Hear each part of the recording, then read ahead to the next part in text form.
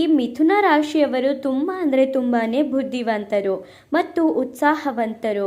ಈ ರಾಶಿಯವರು ಯಾವಾಗಲೂ ಸುಂದರವಾಗಿರಬೇಕು ಅನ್ನೋ ಥರ ಇವರ ಮನೋಭಾವನೆನ ಇಟ್ಕೊಂಡಿರ್ತಾರೆ.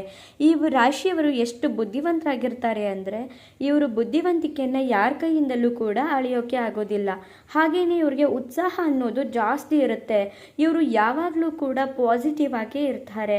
ಹಾಗೆಯೇ ತುಂಬ ಚೆನ್ನಾಗಿ ಕಾಣಿಸ್ಬೇಕು ನಾನು ಅಂತ ತುಂಬ ಡ್ರೆಸ್ ಮಾಡ್ಕೊಳ್ಳೋದು, ಹಾಗೆಯೇ ಚೆನ್ನಾಗಿರಬೇಕು ಅಂತ ಇವರು ತುಂಬ ಬಯಸುವಂಥ ವ್ಯಕ್ತಿಗಳಾಗಿರ್ತಾರೆ.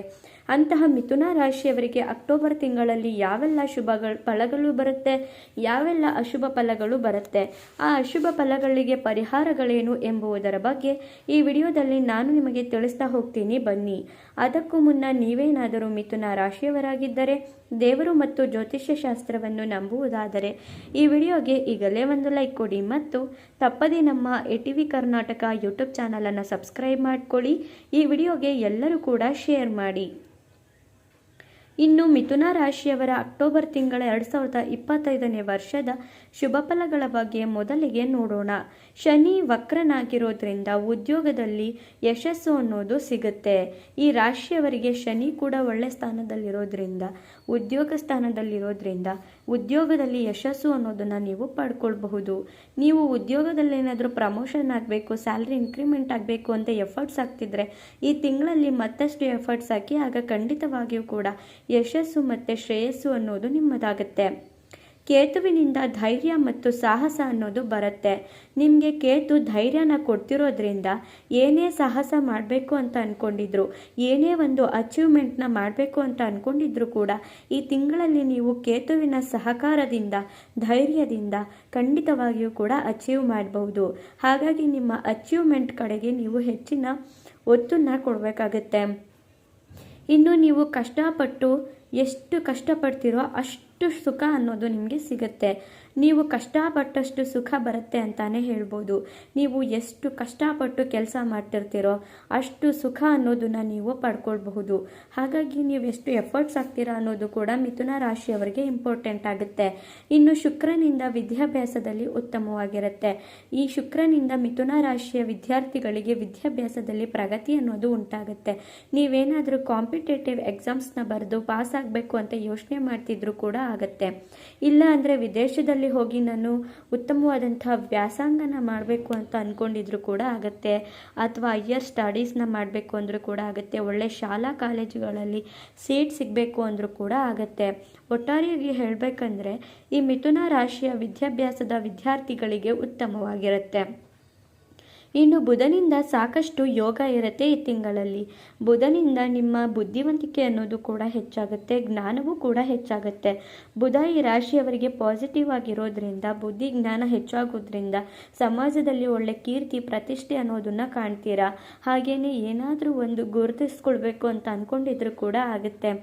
ಇನ್ನು ನಿಮ್ಮ ಮಕ್ಕಳ ಅಭಿವೃದ್ಧಿಗೆ ಇದು ಉತ್ತಮವಾದಂತಹ ಸಮಯ ಅಂತಾನೆ ಹೇಳ್ಬೋದು. ಯಾರ್ಯಾರು ಮಿಥುನ ರಾಶಿಯವರಿಗೆ ಮಕ್ಕಳಿದ್ದಾರೋ ಅಂತಹ ಮಕ್ಕಳಿಗೆ ಇದು ಅಭಿವೃದ್ಧಿಯ ಕಾಲ. ನಿಮ್ಮ ಮಕ್ಕಳ ಅಭಿವೃದ್ಧಿಗೆ ನೀವೇನೇನು ಮಾಡಬೇಕು ಅಂತ ಅನ್ಕೋತೀರೋ ಅದೆಲ್ಲವನ್ನೂ ಕೂಡ ಈ ತಿಂಗಳಲ್ಲಿ ನೀವು ಮಾಡಬಹುದು. ಹಾಗಾಗಿ ಆವಾಗ ನಿಮ್ಮ ಮಕ್ಕಳು ಉತ್ತುಂಗಕ್ಕೆ ಏರ್ತಾರೆ.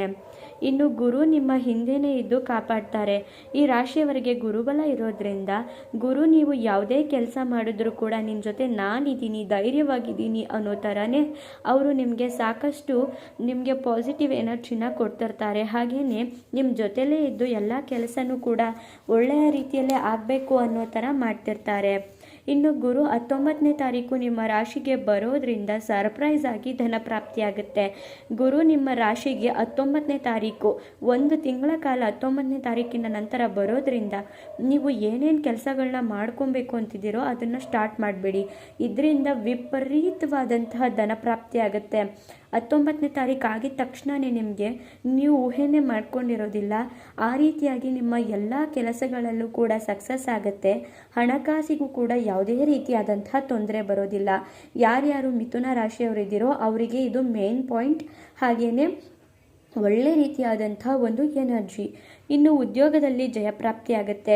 ಯಾರ್ಯಾರು ಕೆಲಸದಲ್ಲಿ ಪ್ರಮೋಷನ್ನು, ಸ್ಯಾಲ್ರಿ ಇನ್ಕ್ರಿಮೆಂಟು, ಹಾಗೆಯೇ ನಮ್ಮ ಬಾಸಿಂದ ನಾನು ಹೈಯರ್ ಪ್ರೊಫೆಷ್ನಲ್ಗೆ ಹೋಗಬೇಕು ಅಂತ, ಬಾಸಿಂದ ಸಹಿ ಅನ್ನಿಸ್ಕೋಬೇಕು ಅಂತ ಯಾರ್ಯಾರು ಅನ್ಕೋತಿದ್ದೀರೋ ಅಂಥವ್ರಿಗೂ ಕೂಡ ಉದ್ಯೋಗದಲ್ಲಿ ಜಯಪ್ರಾಪ್ತಿಯಾಗುತ್ತೆ.